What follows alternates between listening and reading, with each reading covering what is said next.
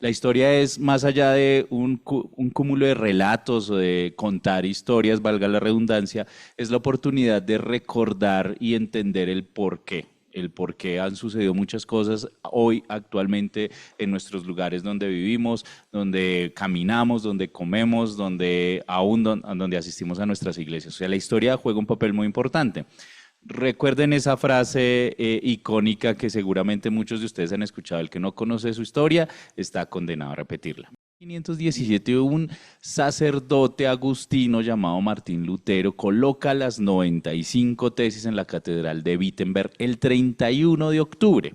Las coloca el 31 de octubre porque el 1 de noviembre salía todo el pueblo a celebrar el Día de Todos los Santos, como lo celebraba tradicionalmente la Iglesia Católica Romana. Y claro, se encuentran con 95 tesis que lo único que buscaban era un ejercicio de reflexión a toda la iglesia sobre cuál debería ser el enfoque real hacia donde iba a estar dirigido. Lutero hace una reflexión muy interesante porque dice, oiga, todos necesitamos leer las escrituras y entender que efectivamente ahí hay unos principios fundamentales que cambiarían la historia de cómo venía llevándose la idea de pensar y de abordar la fe. Lo más importante en ese ejercicio es que el anhelo y el deseo de Lutero era todos necesitamos acceso a la Biblia. Entonces Lutero hace una traducción del latín a la lengua, se llama vernácula, o sea, la lengua de los campesinos, en este caso alemán. Y arranca una revolución no solamente en el acceso a las escrituras, sino al conocimiento amplio. O sea, la traducción de la Biblia no solamente fue el hecho de acceder a las escrituras, sino acceder al conocimiento en términos generales. Alguien ya está pensando, y estoy totalmente convencido de que dice, pero Freddy, eso fue en Europa, ¿y eso qué tiene que ver aquí? ¿Cómo llegó a nosotros? Pues para eso, para allá vamos, ¿listo? Entonces hagamos ese pequeño contexto. Entonces vamos a situarnos. 1517, siglo XVI, allá en Europa, un monje agustino coloca las 95 tesis. ¿Y qué estaba pasando en este territorio? El 12 de octubre de 1492 llega el señor Colón a América y con él llega todo el bagaje religioso que traía Colón desde España. Efectivamente, era un bagaje católico romano. Y lo más interesante de esta historia, recuerden, 1492, la reforma protestante fue hasta 1517. Entonces, obviamente toda la información religiosa que llegó al territorio americano era la que Lutero reflexionaría casi 2 siglos después. ¿Eso qué quiere decir? Que todas las ideas en ese momento de la época medieval en temas religiosos, pues está llegando a territorio americano.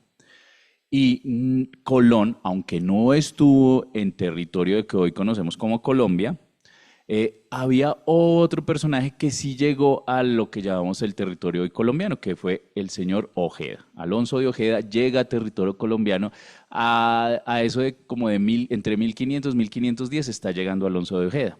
Y Alonso de Ojeda intenta hacer unas colonias españolas en territorio que luego se llamaría la Nueva Granada. Y ahí se empieza a llegar las comunidades españolas, por ende también el tema religioso católico y por ende el ejercicio de cristianización. Y aquí empezamos esta historia fantástica en Colombia. ¿Qué nos trajeron los españoles? Si ven, nos traen la misma Biblia que se estaba aplicando en Medioevo, en la Vulgata, en latín. Se intenta hacer un proceso de cristianización. Y acá me encanta cómo lo define una historiadora inglesa que se llama Juana Buchanan. Juana Buchanan hace una diferenciación en 2 temas: la cristianización en la época de la conquista y la evangelización. Ella considera que en territorio colombiano lo que ocurrió fue cristianizar. O sea, nos vinieron a imponer unas formas de pensar y actuar, pero no a evangelizar. Y eso me parece interesante porque para ella la evangelización es un proceso más reflexivo y autónomo de cada persona, como una toma de decisión voluntaria. Aquí hicimos un ejercicio más conductual, o sea, cambio de conducta de las personas que estaban en este territorio, que eran comunidades indígenas. Cuando llegan los españoles, se crea un modelo que se llama la encomienda, ¿sí? Los encomenderos eran personas a las que se les legaba la responsabilidad de cuidar un territorio específico que se conquistaba, como lo llamaban ellos, de comunidades indígenas. Y adicional a eso, a los encomenderos se les obligaba a hablar de la fe católica cristiana a través de unos personajes que se llamaban los doctrineros. Los doctrineros eran los encargados de llevar esa Biblia en latín y darles a entender a los indígenas la fe cristiana. Pero no todo fue tan bonito, porque la historia nos dice que muchos de esos ejercicios fueron ejercicios muy fuertes, fueron ejercicios a través de esclavitud, de imposición y demás. Y así van pasando los años, los años, los años. Mientras que en 1517 Lutero estaba en el ejercicio de reforma por allá en Europa, aquí en 1500 hasta ahora se estaba intentando entender un poco las escrituras desde la visión latinizada, que muy pocos la entendían. ¿Qué ocurre posterior a eso? Y es que luego que va pasando el tiempo y luego que va generando la ampliación de las colonias españolas en territorio americano, empieza a hacer una apertura para que personas de otras naciones, como Inglaterra, uno de ellos es un comerciante inglés. Este comerciante de tabaco se conocía como Adán Edon. ¿Sí? Adán Edon fue quizás el primer mártir en la época colonial. Y luego de esa época colonial, Simón Bolívar consideraba que la fe junto con Santander, especialmente el general Santander, eran amantes de que el pueblo conociera la Biblia a profundidad, de que conociera que los principios bíblicos son principios transformadores y sociales. ¿Y por qué lo creían? Porque estaban viendo y pudieron tener la oportunidad de estar en Europa y ver cómo la Biblia empezó a transformar la cultura europea. Y ellos querían traerlo aquí también al territorio llamado Colombia y empezó un ejercicio interesante. Pero antes de contar el ejercicio interesante, quiero que vean este diálogo que aparece en sus pantallas. Es un diálogo fascinante que se relata respecto a Bolívar, que uno de los médicos ya al final de sus días de Bolívar se llama Reverend o se conocía así y empieza un diálogo entre ellos. Bolívar le pregunta qué le ha dado estas tierras al doctor y él dice que ha venido a buscar la libertad, excelencia, le dice el doctor. Bolívar le dice, ¿y la ha encontrado usted? Y el médico dice, sí, excelente, la he encontrado. Pero Bolívar responde, entonces usted sí es un personaje muy privilegiado, ¿sí? Más que yo porque quizás no lo he encontrado. Y es curioso porque ustedes dicen, pero Bolívar se conoce como el libertador porque él dice que no ha encontrado la libertad. Y es muy interesante, volviendo nuevamente a Juan 8:32, es que la verdad, especialmente la verdad del Evangelio, nos da la verdadera libertad.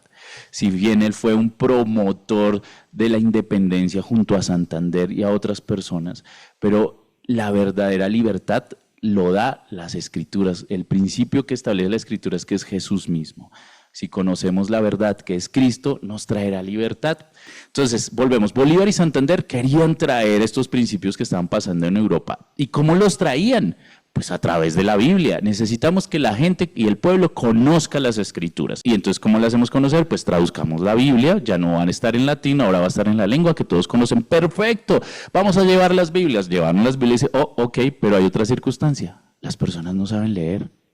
¡Ay, cómo así! Pues ahora el ejercicio es enseñarle a la gente a leer para que puedan acceder a la Biblia. O sea, el acceso a la Biblia, especialmente en Europa, no fue un acceso solamente a entender las Escrituras, sino también a entender elementos básicos para acceder al conocimiento, como la lectura, como la escritura, aún como la aritmética. Entonces comienza una revolución también educativa en Europa, que le generó tanto impacto a Bolívar y Santander que dijeron, nosotros queremos eso. Si ven, nos vamos a desligar de la corona española, sabemos que este pueblo es un pueblo muy creyente, pero necesitamos que esa creencia se enfoque de la manera correcta y entienda esos principios fundamentales que pueden transformar una cultura completa. Entonces, en Europa se creó un movimiento educativo que se llamó el movimiento lancasteriano. Lancaster era un protestante que buscaba hacer un ejercicio de educación pública. Y eso quería Bolívar y Santander. Les encantó. De por sí Bolívar le escribe algunas cartas a Lancaster, Lancaster se anima y viene el señor Lancaster, especialmente estuvo en Venezuela. Luego Santander conoció y dijeron, traigámoslo a Colombia. Y Lancaster envió a algunos delegados desde Inglaterra, y ya nos vamos acercando a Sociedad Bíblica, para que empezáramos un modelo de educación distinta. El mejor modelo para aprender a leer y escribir iba a ser acceder al conocimiento de las Escrituras y la verdad bíblica. Y así fue, empezaron las escuelas lancasterianas. Uno de los primeros ejercicios de las escuelas lancasterianas, yo creo que ustedes se acuerdan, pero esos pupitres antiguos y viejos que estaban junticos y que nos sentaban a 2 o 3 personas en el mismo pupitre, pues ese es un modelo de educación lancasteriana. Y ustedes recordarán esta palabra, escuela normal. Pues las escuelas normales son el fruto de todo ese ejercicio que se hizo en el siglo XIX con la escuela lancasteriana, porque se intentó hacer una implementación de educación pública en Colombia a través de los principios bíblicos de lo que estaba pasando en Europa. Y el objetivo era que aprendiéramos a leer la Biblia. ¿Ustedes lo pueden creer? En Colombia tuvimos un modelo de educación pública basada en la Biblia, apoyados por Bolívar y Santander. Y posterior a eso, luego de Bolívar, empezamos a mirar la posibilidad de hacer una expansión más grande de la Biblia y del acceso a la Biblia. Entonces, una de las formas era a través de la sociedad bíblica. Ya las sociedades bíblicas habían arrancado en Europa y en Estados Unidos. Pero antes de eso, este es un relato muy interesante que Juana nos retrotrae del anhelo que tenían muchas personas en la época de la independencia sobre el acceso a la Biblia.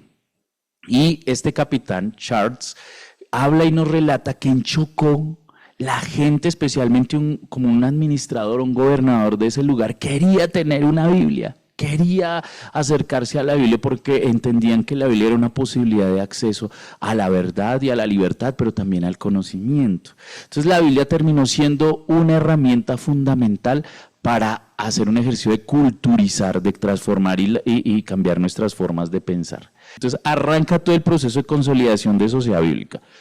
A Santander le encantó la idea de sociedad bíblica, le fascinó la idea que delegó a sus ministros, especialmente el ministro de Hacienda, el ministro de Relaciones Exteriores, a ser parte de la conformación del primer grupo, de la primer junta directiva de sociedad bíblica colombiana. Entonces aparece el señor Thompson y acá está. El señor James Thompson fue enviado desde Inglaterra para poder entender y poder más que entender, poder consolidar la sociedad bíblica colombiana. Él no solamente estuvo en Colombia, estuvo en Chile, en Perú, en Argentina y llegó a Colombia.